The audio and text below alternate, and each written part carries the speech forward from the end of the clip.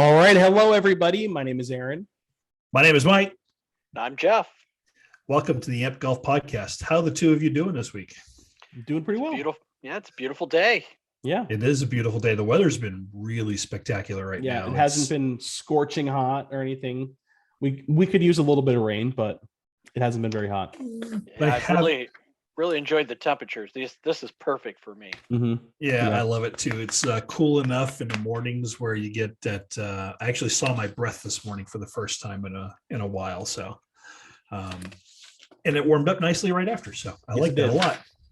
So I want to start with a funny. There's a guy named Andy Nesbitt who posted an article at 9:15 this morning about Sergio Garcia. Sergio had a major announcement today. Major. That he was joining Live Golf? Nope, that's already there. So I didn't know if you wanted to reiterate that. Yeah, no. He said exciting news on his Instagram. My team is set and will soon be changing the logo and the name of the team. Oh, so they're giving them creative liberties there. But you know what I would say? I would say it took him as long to come out with that as it usually takes him to putt. So I guess that's good. What was his team name before? Fireballs. I don't remember. Some of them. Something, right? I don't know. Anyway, so Live Golf's first U.S.-based event is this weekend. Starts on June 30th at Pumpkin Ridge Golf Club in Portland, Oregon. It's really nice. It's got 36 holes. One's private, one's public. And apparently not a lot of people in that area are happy Live Golf is there. So there's that. I do know they put out a request for about 500 volunteers recently. I think it was yesterday or the day before. 500? They need volunteers. Yeah. So that's happening. If you haven't watched it, the competition's a little bit better than it was the first tournament. I didn't see the last place finisher on the roster, Jeff, who made $125,000 or so. So just for showing up. He quadrupled his career earnings. So, I mean, still a good move, right? Yeah. He did. So, and just to reiterate, DP World Tour has banned Live golfers from the Scottish Open. And basically what they've decided to do is they're banning players from any co-sanctioned events with the PGA Tour. Any Live golf players are banned from any events that are co-sanctioned with the PGA right now in the DP World Tour. So that's going to make things a little bit harder for them. Max Homa is trying to get more exposure to help fight the exodus. It's not really an exodus, but the players leaving to go to Live Golf. He came out and said, look, put me on TV more. I really want to talk about this because I think it's a big deal. For him, he complained about the negotiating tactics Live Golf used by saying, Live Golf calls somebody and says, hey, we'll give you 50 million to come over. The player says, not interested. Live Golf comes back and says, okay, 100 million. Player comes back and says, not interested. Before they can get interested out there, it's like, okay, $200 million, so he's just unhappy with the amount of money being thrown around as well. Mm-hmm. So I don't know what Matt Wolf got for going over, but Matt Wolf jumped ship and number 2 ranked amateur in the world. I can't remember his name off the top of my head. And another minor pro player left as well. So everybody's throwing stuff and shade at Brooks right now for his comment that he made back in February that says, I don't see it backing down. They can just double up and they'll figure it out. They'll get their guys. Someone will sell out and go to it. Okay. So I've been thinking about this whole, I said this in February thing, and then it's June or July, right? And yeah, I get it. You expect your idols to make a stand. You expect these guys to, stick to their word, but lots change. I mean, things change in 5 months. So I'm not promoting LIV over the PGA or anything. I've grown up watching the PGA, but people say a lot of things and then people change a lot of minds, and Yeah, people are really throwing these comments back at the players pretty hot and heavy right now. But hey, Brooksy gets his money, and he gets named one of the 12 captains for the first US-based Live Golf event. Again, 54-hole no-cut tournament, and his team name is Smash, apparently. So, isn't his brother on the LIV too? Yes, Chase is definitely on there. So we'll see what happens. The draft is today to fill the open positions. Nobody knows if Brooks is going to draft his brother Chase. I don't know if it's happened yet, so I haven't gone and looked. But Koepka is joined by Dustin Johnson. The Four Aces is his team. Phil Mickelson, the High Flyers. Louis Oosthuizen, the Stinger. Bryson DeChambeau, Crushers. Lee Westwood, the Majestics. Hideto Tanahara, Torque. Martin Keimer, Cleeks. Not sure what that is. Old school golf club. Okay. Yeah. Wade Ormsby, Punch. Graham McDowell, the Niblix. Sergio Garcia's new name is Fireballs, apparently. So, okay. And, Kevin Na, Ironheads. Nice. So, there was also something I read that somebody said was totally false, but when the inaugural event took place and Charles Schwartzel won his $4.75 million, somebody said, well, he wasn't as excited or celebrating as much because that money was taken from his guarantee. So he didn't actually get the $4.75 million. I haven't seen anything that says that's true. It's not true. I've heard a bit of both. So I'm still trying to dig to see what's going on there. I don't think it's going against the guarantee, but that's interesting. Yeah. So does that mean is that a permanent, if that is true, is that all their winnings are? It's just going to come out of that guaranteed money that they paid them? I don't know yet. I haven't been able to find anything that's refuted that or said, yeah, this is the way it's going. So, doesn't that kind of change the definition of guaranteed? Yeah. I gotta think that doesn't seem right, but sounds like an old school draw, right? For a salesman. Right. Bait and switch is what we used to call that. Right. So Oosthuizen's team won the inaugural team competition, and it was pretty cool. So this is how the team competition works. I didn't know this in advance. I just found this out. The two best scores from each team in the first two rounds, along with the best three scores in the final round, are used to determine the team winners. So it's not just the combined everything, which I thought it was because it's a team event. Right. Why wouldn't it be? So helps to know what you're talking about, I guess. So do you know why they call it Live Golf LIV? No. 54. It's the Roman numerals for 54. It is. Interesting. I didn't even see it. 54 player a field. So yeah. So I'm going to pose a question. Obviously, struggling to find volunteers for the Portland event if they're putting out the call for 500 volunteers. Chicago is coming up in September, third weekend of September, I guess technically. Would you volunteer and go to an LIV event? I would do it just to say I did it. Free. Yeah, right. Yeah. Exactly. Wouldn't you? So if they need volunteers, yeah. Well, let's do it. The form is on the website. I'm just saying. I just looked. So it is. Ooh, interesting. Yep, it's up for Chicago already.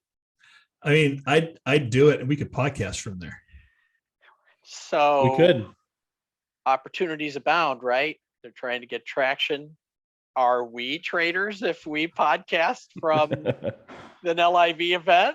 We're reporters, right? Basically, we're just sharing our opinions on what's going on in the day and stories that we find and reporting on what interests us, right? So I'm not getting any money for it. Are you? Haven't yet. Yeah. If they want to offer us $100 million to do this for the next 3 years at their events. Yep. Our agents are available for those discussions. Yes, they are. Man. So the PGA actually came out with an answer on what they're going to do. So initially we reported, because this is a story that we saw, or I saw anyway, that said they were going to do 8 events next year, no cut, $20 million purse, limited field, 4-day events. It's a lot more than that. So what's going on right now is starting next year, the PGA is going to return to a calendar year season. No more wraparounds. Right. So it'll begin. The wraparound begins in October. That's going to stop. The FedEx Cup playoffs will be cut down from 125 players to 70. Wow. That's a big deal. Yeah, that is a big deal. And players will have the opportunity to play their way into exempt status through 6 fall events. So if you're a major player, you don't have to play these fall events because you're already ranked high enough. You don't have to deal with it. The tour will also roll out a global series of 3 events for the top 50 players in a FedEx Cup standing, not 8, as we originally stated when I first heard the story. Monahan indicated that the changes were motivated in large part because of the challenge that the Live Tour represents. The tour is unlocking more money for 8 of its prime tournaments, though. The Century Tournament of Champions will grow to $15 million. Genesis, Arnold Palmer Invitational, WGC Dell Match Play, the Memorial, FedEx St. Jude Invitational, and the B&W Championship will each have purses of $20 million. Dang. And the Players Championship goes to $25 million. So this would be me. I'm an employee at a company, like I'm a pro golfer at PGA. And I say, hey, I'm going to the LIV golf tour. And they go, oh, well, we'll increase the purses. And you go, why didn't you do that when I was just here being a golfer? Right. Why did you? This should have been done a long time ago. It tells me that they didn't take Live seriously, right? Right. They didn't actually think anybody would go. Or, hey, if Phil goes, who else is going to go? Really? Nobody? So I don't know. In addition, the winner of the FedEx Cup is going to get $18 million. And they're going to go to several events that will become no-cut events, guaranteed revenue for everybody that shows up. But they didn't state what those events are. So the new calendar means that the tour is going to go from January to August. So those top players are going to get 4 months off, basically, where they don't have to compete, and they're going to get time back with their family, right? I just picture the PGA offices right now, like filing cabinets are on fire. There are people running left and right, going everywhere. They don't know what's happening, and it's just chaos and pandemonium right now. Guys, we need ideas. Let's have a 54-player field. Yeah, nobody's done that. Let's just do what Liv's doing. Basically, what they're going to do is they're going to really cater to the top 75-ish players and make sure that they're making the most money. Not a bad deal if you're in that group of players. And right. It's really going to create some opportunities for those that are under fringe to step up your game. Right. If you want to stay on a PGA tour and really make it into those elite exclusive events. So this is kind of what a top player schedule could look like, on top of a few, hey, I like this event and that event. They're going to play Kapalua, Riviera, Bay Hill, the Players, the Match Play, the Masters, the PGA, the Memorial, the US Open, the Open Championship, St. Jude, the BMW, and the Tour Championship, plus Global Series number 1, 2, and number 3. That's interesting. Not a bad gig, right? A lot of really good events. Yeah. I mean, those are all must watch, really. Yeah. Unlike this week's event, apparently. So, John Deere isn't a must watch. The top ranked player, number 25 in the world, was it Sam Burns, just dropped out. Dang. So they're also going to tear that golf course apart. They do every year. Like, it just goes real low. Yeah, it does go real low. But before we talk about that, Aaron, you didn't watch any of the Travelers. Jeff, Did you watch some of it? Just a little bit, not much. It was a hard event to watch.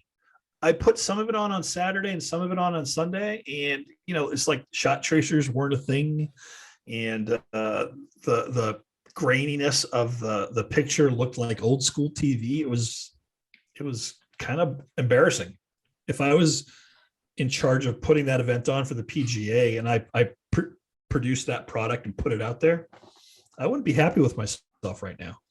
Now, the golf was pretty good, and Xander won his 6th tournament, and he's also taken a lot of flack on podcasts and through social media about finally winning again. This guy with all this talent, who's blown it all these times. And he hasn't really blown it all these times. He's gone into the 54-hole lead, I think, 4 times. Or this was his 4th time, and his first time he's won. I don't think that's blowing it all that much, is it? And we've talked about Xander quite a bit on here.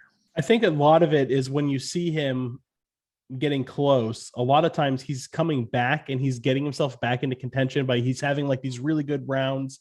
He's putting together a lot of birdies, and then he has one hole during that just crushes him. And that seems to happen. I think that maybe is what people are talking about, where he finally just was able to overcome that and win. And so this was his first win since 2019. Mm-hmm. Yeah. No, Patrick Cantley and him teamed up to win in Louisiana. That's right. That does count as a win. It's a win. So that's his second win of the year, technically. It is the second win of the year, technically. But you're right, Jeff. Yeah. Yeah. So yeah, I mean, so you see these guys, right, that are big. They have this big bubble. You see a Xander Schauffele or Justin Thomas for a while, but he's gone on a bit of a tear. Or some of these other golfers, and they're like, oh, he should be winning. Why can't he win it? Blah, blah, blah. Then he wins one, and everybody's like, why haven't you been doing this all along? And you're like, what the hell do you want? Right. He's got 6 wins on the tour. That's nothing. And he's got a gold medal. Right. And he's got a gold medal. Not a lot of people could say that, right? Yeah. He almost didn't win this tournament, though. He almost gave it up to Thagala. So, Thagala, oopsie. That bunker shot. Yeah. So he had a driver on 18 where he shouldn't have. He had to carry the ball over that bunker. I think that's like a 320 carry to that bunker, and he couldn't do it. And then he hit a blade and really just took himself out of the hole after that. So it's cool to see him up there again. He was, at the Waste Management, everyone gave him such a cool welcome there. And it's good to see him back on the top of the leaderboard again. I like him. I think he's someone that a few years ago I read about, he was going to do, things on the PGA Tour and to look out for him. So it's cool to see him showing up. Yeah. Didn't you pick him for, was he one of your picks for the Masters? I don't remember. Like last year, maybe year? For like an amateur or something. I'm not sure. I don't remember. Well, he's almost in the top 50. He goes from 120 to 66 in the world with this second place finish. So it was really good to see him perform again because I love his swing. I love his story. It's a really good story. And he overtook Xander on 17 with a birdie putt, and he was stoked. And that adrenaline was flowing. And when the adrenaline is flowing is when people are making mistakes, right? Yeah. So overcompensating. Or again, I mean, it's one of those things where you have adrenaline going through your body. You're probably going to hit whatever you're hitting a little bit harder than you normally would. And it'll either go a little bit farther or it'll go in errant tee shot, something like that. So any mistake will be accentuated. Oh, right? yeah. A little definitely spin, amplified. Right. Yeah. A little spin turns into a lot of spin, whatever. Yeah. So it's nice to see him do well. And he's really shooting up the rankings right now. He's a betting favorite to win this week at the John Deere. And I think he's one of the top 3 or 4 people there that they think he could actually do something. So it was really nice to see amateur Michael Thorbjornsen also be in contention, right? So right up until the end there, he finished at 15 under after posting a 66. He did have a couple of mistakes that were pretty big as well, but nobody really did what Patrick Cantley did on Sunday. Oh no. He posted a 76, 6 over par. And I believe he had 5 birdies with that. Oof. That's a rough day. him and Xander are best friends. So they do a lot of stuff together. They vacation together. They do all kinds of stuff together. So that's got to what be I so want to know frustrating. is, I'd rather just play terrible golf instead of having like birdie, bogey, birdie, double, birdie. Like that would be so frustrating.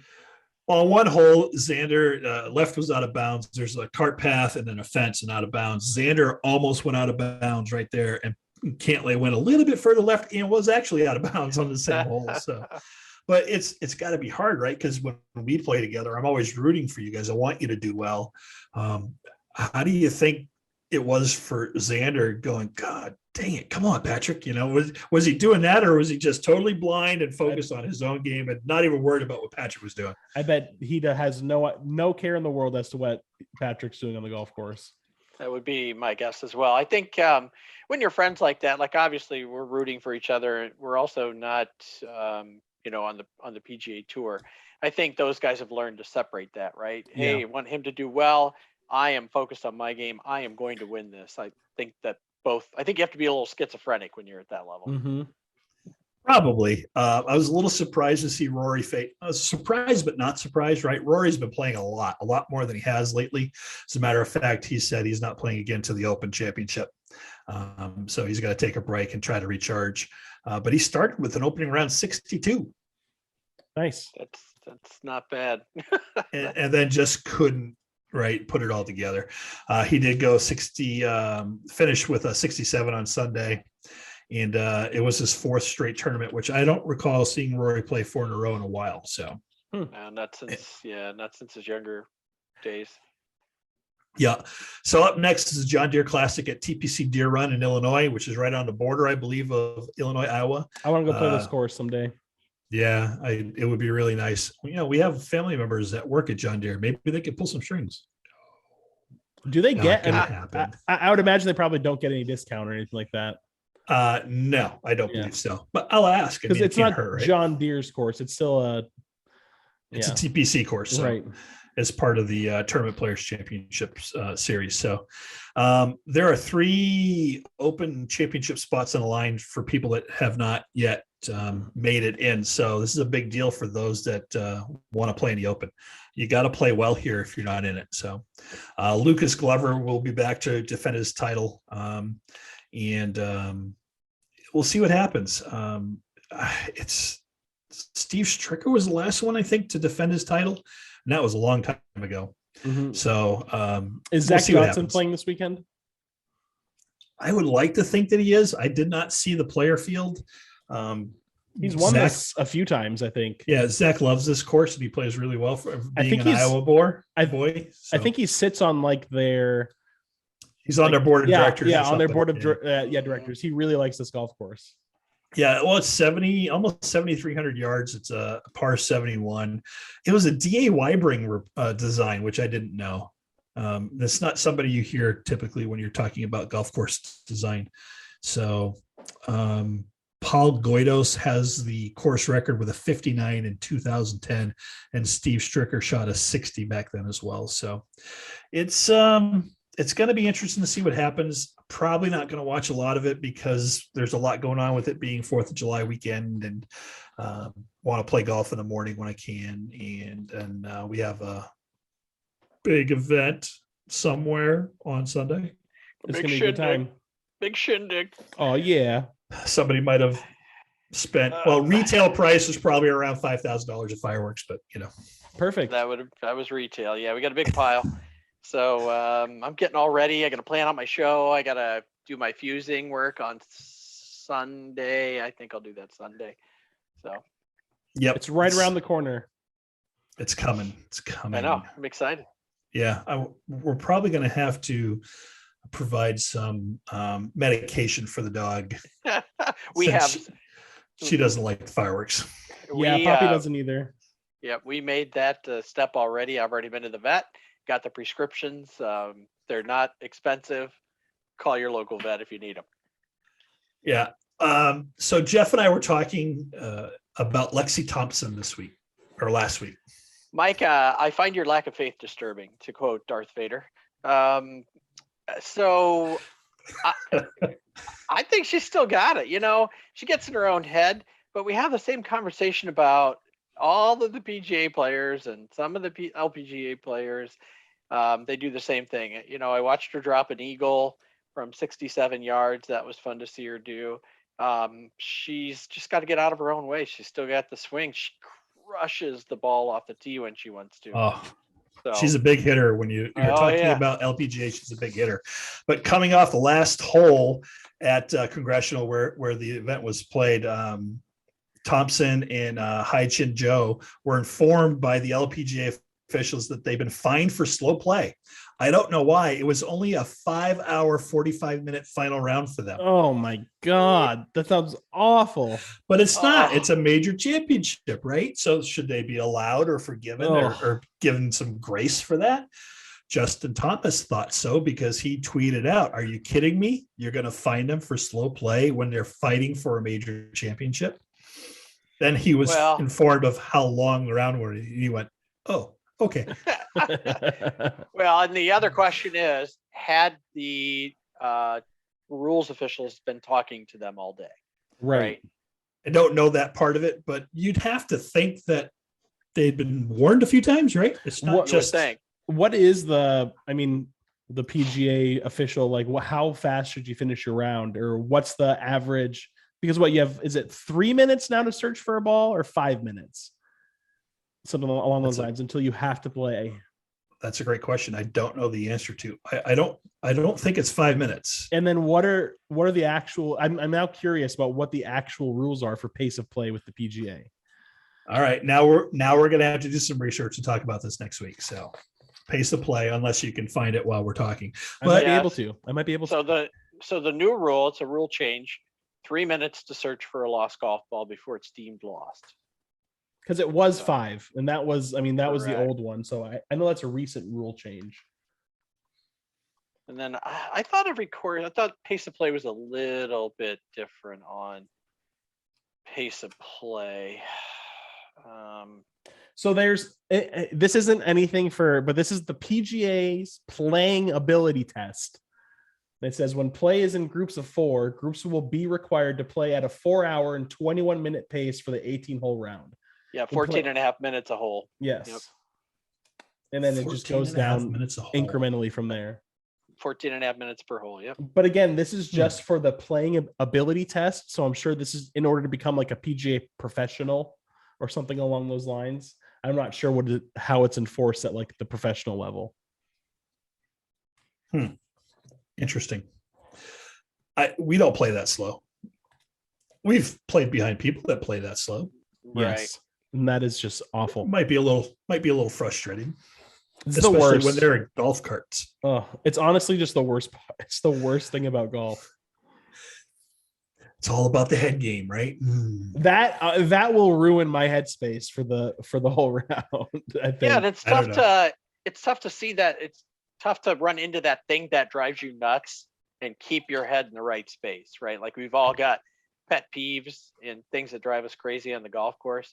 Pace of play, apparently my 8-iron, stuff like that. Mm-hmm. And it's tough to keep your head. That friggin' 8-iron.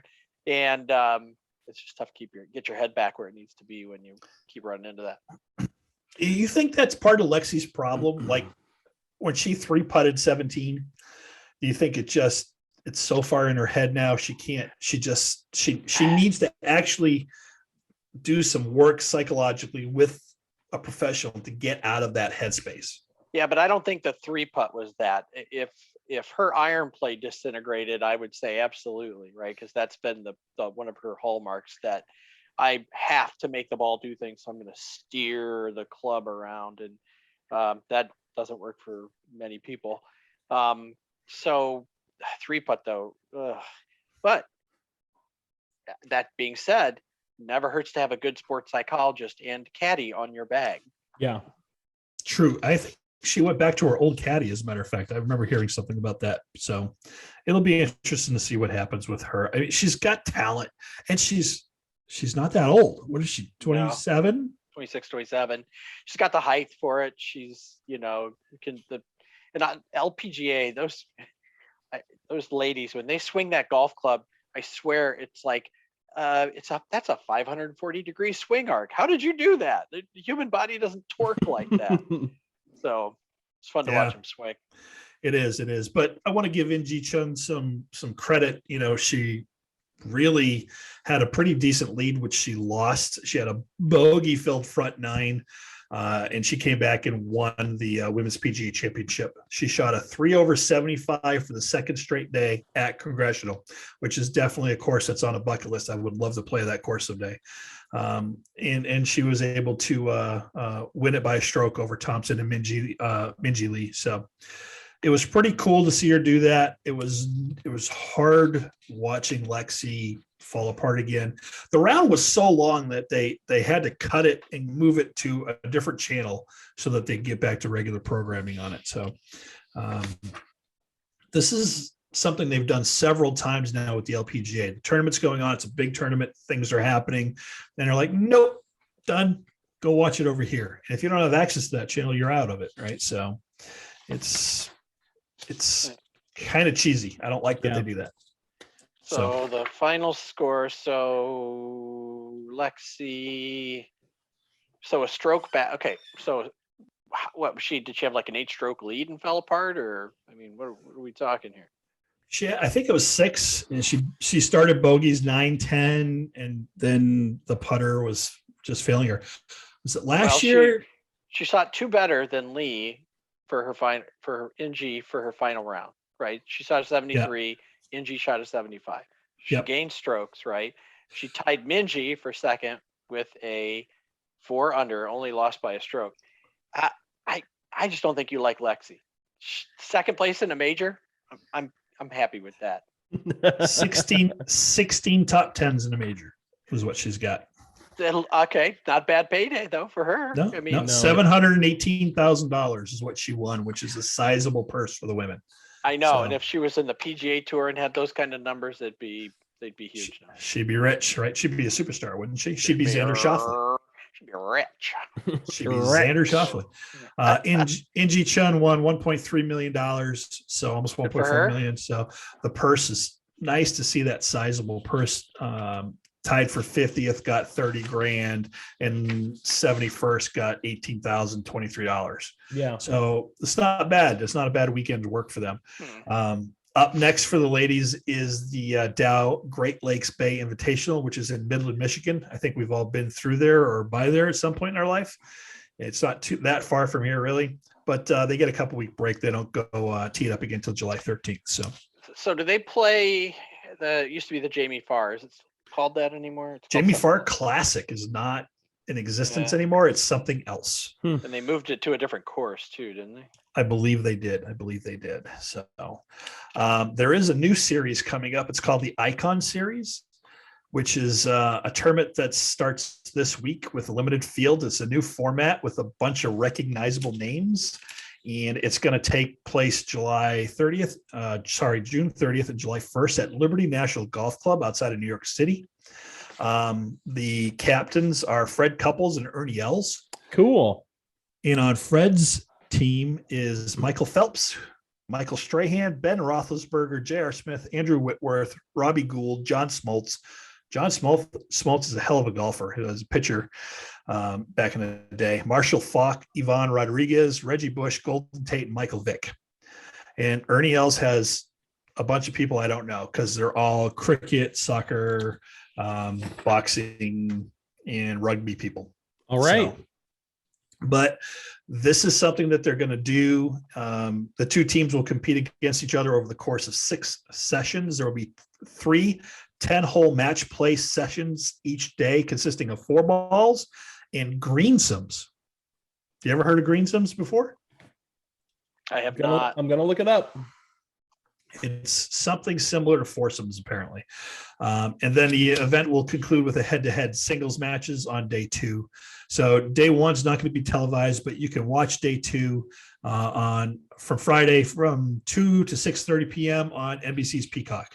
So they're planning on this series having similar events all over the world: Australia, Asia, Europe, Middle East, already determined as future host sites. So it's celebrity golf. Most of them are pretty decent. I saw 110 handicap, 112 handicap. The rest were single digits. and a couple of really small single digit handicaps. So could be something fun, right? I mean, the fans could have a lot of fun with it. Yeah, it kind of sounds like just a big pro-am for Pretty much. Yeah, pretty much. So green sums is a variation of foursomes where both partners play from the teeing area and one of the two tee shots is selected. The partner whose tee shot was not selected then plays the next stroke, and each subsequent stroke is made in alternating order until the ball's hold. Sort of like Scotch doubles. Yeah. Oh, there you go. That's a good way to say that. All right, cool. So the fourth and final major is coming up, the Open Championship, the 150th Open Championship. I'm excited. Betting. Yeah, I am too. The betting odds and favorites were just listed today, with Rory going off as a 9-1 favorite, followed by John Rahm at 11-1, and 5 other golfers are going off at 21 or lower, including Scotty Scheffler at 12-1, JT at 14-1. Spieth is at 22-1, Cam Smith's at 25-1, DJ's at 28-1, Tiger Woods 40-1. And so, I mean, I don't often bet on these things, but I might, just for old time's sake, see if Tiger can win me a buck. Because, Tiger loves this course. So I got to think it's going to be easier on him than a Memorial. He doesn't have the contours to deal with. Yeah. It's a link style course. He can hit low stingers and balls that run all day long. So maybe he can do something with it. Yeah.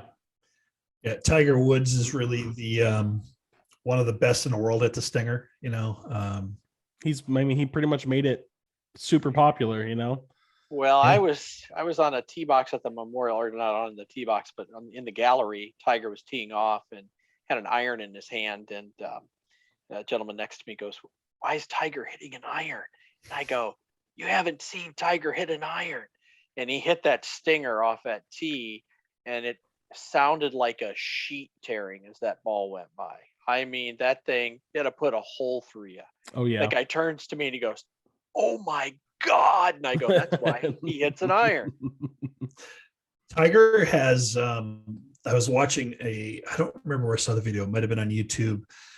His practice sessions aren't what they used to be when he was younger and better physically, right? So he would practice all day long and do everything. Now he works on basically making sure he can hit 9 shots, and he draws this big tic-tac-toe grid out in the air, and he does, I'm going to do a draw this, or I'm going to slice this, or I'm going to do this, I'm going to hit a high fade, and he tries to hit specific targets in that grid every time he does it. And his goal is to make sure he can hit the 9 core golf shots that you have to be able to hit. And if he can do that, he feels like he's successful at it. Mm-hmm. And his chipping game has been legendary. And when he was hurt, that's all he could do for a long time, right? So, if he can just have some stamina, have the leg hold up for 4 rounds, you can't count him out of it. You can't. You never can, right? Well, I mean, eventually we'll be able to say, yes, we can. But right. For now, no, I don't. Until he puts it down and says, "I'm done competitively," I think you always got to give Tiger, even if it's an outside chance. Oh yeah. Now, do you think Scheffler's not getting his due again by not being one of the top favorites to win this championship?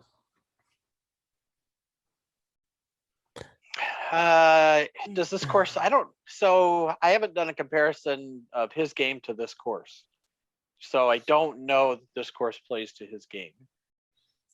I don't know if it does either. I'm sure that has something to do with it. When they're looking at it, they must go to the golf stats and look at, strokes gained from tee to green and from 75 yards out and all the stats that we've talked about before. Mm-hmm. Right. But he's still number 1 golfer in the world. Yeah.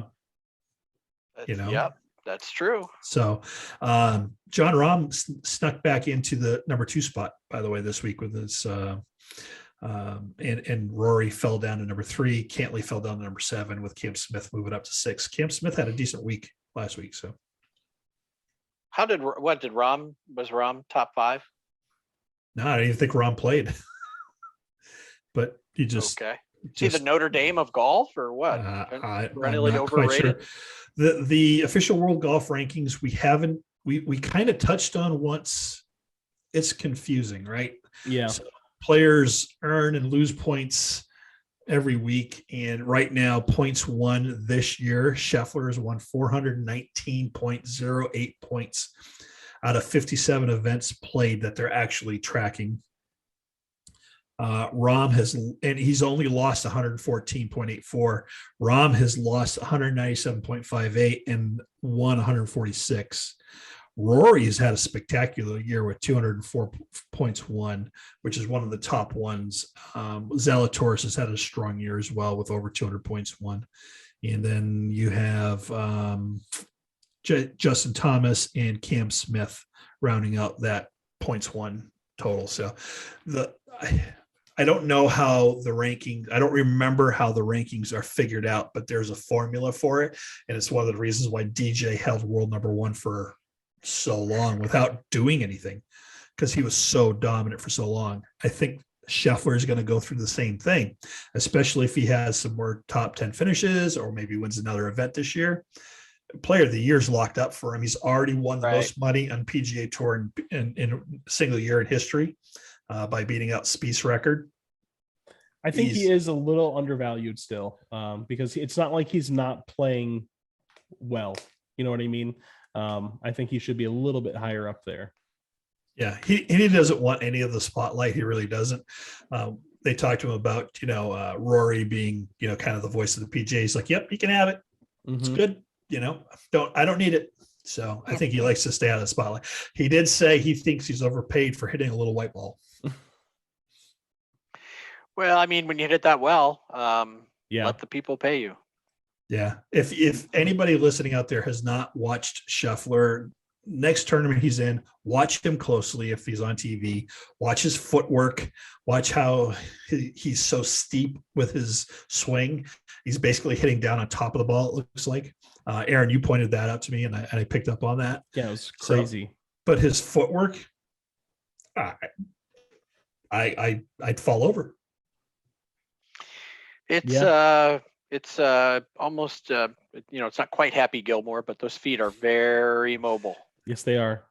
They are very mobile. So I wanted to give a shout out to Mary Walter for winning her division in the club championship and surviving the 6-hour rounds that she had, or back to back too. There was no better on day 2. And of course we got waved off.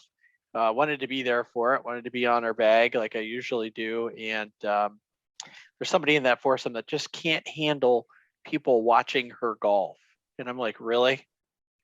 And Mary's like, yeah, and she wants to golf in the Toledo Women's District. And you go, well, good luck with that. Yeah. So, man. But Mary threw up back-to-back 90s, which she was disappointed with her play.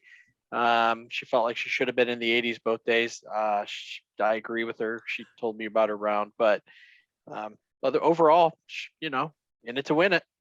Yeah. And she puts up another W. It's not her first win. Mary loves competition, so it's one of the best things about playing with her. She wants to compete. So, and when she's playing well, it's fun, especially when we're doing a 4-person scramble and she has the women's tees, which in some cases can be a substantial value advantage for us. Yeah. So she was back to cutting it badly this weekend, so we'll have to take a look at it. Changed. No, I know. We just straightened her out. I know. We fixed her, so we'll get her back on track. We had her hitting the ball straight, Aaron. Yeah, and long. Yeah, straight and long. Yeah, she was driving it probably 30 yards longer. At least, yeah. Nice. So we'll get her going again. Aaron and I are talking about going to the driving range tomorrow. So maybe I'll reach out and see if she wants to join us and you want to join us. We'll take the camera out, we'll video it, and we'll put it up on YouTube for the world to watch. Yay! Hooray! I'm sure there'll be some classic golf bloopers for everybody to take a look at from that. There are. So I got to tell you, I've been better out of the sand. Last 2 times I've played, which we're alone, by the way, just saying. I was in the sand more than I'd like to be. And I just deepened my swing and swung through. I didn't hesitate. I didn't decelerate. And I got out every single time. Only one of the shots I would characterize as bad out of about 6. The rest put me on the green and gave me a putt and a chance to make birdie. I played really well one day and not as well the next day, but I'm just trying to play happy and not think about score. That is probably the hardest thing for me, is not thinking about what my score is and then going, oh, double bogey, there goes the round, oh my God. No, I'm just saying that thing about our getting in our heads again, comes back. Yeah. So I'm just trying to make sure that next shot, no matter what happened in the shot before, that next shot is now the most important thing. And I have a really good chance of, turning it around and doing something spectacular with it. So pretty happy with it. I was driving the ball pretty well. My mid irons weren't all that strong for some reason. So I was flaring them out, just not finishing my swing, it feels like. So looking forward to golfing this weekend though. Yeah, me too. Yeah, I've got to get back on the course. Couldn't golf last weekend. It's been a little bit. So ready to get back out. Yeah. So what else you guys got? Anything else for the fans and me this week? Nothing. No, nothing for me. It's been busy. We've had a lot of stuff going on here. Slept like crap all weekend, so just really wasn't feeling like going out and doing much. So yeah. Yep. Jeff, what about you? Nothing. I got nothing. Right. I got nothing. I got nothing. Well, thanks everybody for joining us again. And we look forward to the Open Championship coming up. I'm sure in the next show or two, we're going to have a whole history of the Open and, maybe some everything picks. about it. Oh yeah, for sure. Picks, dark horses. I'll get I'll get another pick right. Oh, we'll definitely have some picks. Oh, and if you're not if you're not a gamer, or if you are a gamer, go get PGA 2K, right? Yeah, join it. Start playing it. Who knows? Your local course might be on there, like our local course is on there. We're looking at setting up a league for off season, or some kind of a format where we can play against each other and other people, and maybe get some rankings done and things like that. So I just made the difficulty on my player harder over the last couple of days, and that's it's a big change. Gets a little spray out there, doesn't it? Yes, it does. It gets a lot more challenging. So while I might have shot 17 or 18 under on my local course, with the difficulty cranked up a couple of notches, maybe 2 or 3 under until I get the hang of it. So it's a lot of fun. And if you're not doing it, go out. If you're not doing it, do it. Yeah, and we'll get something set up this winter or this fall, and maybe a league done. So thanks for joining us. We really appreciate everybody out there. And if you have any comments or questions or want to be part of the podcast, just reach out, hit us up. Bye, everybody.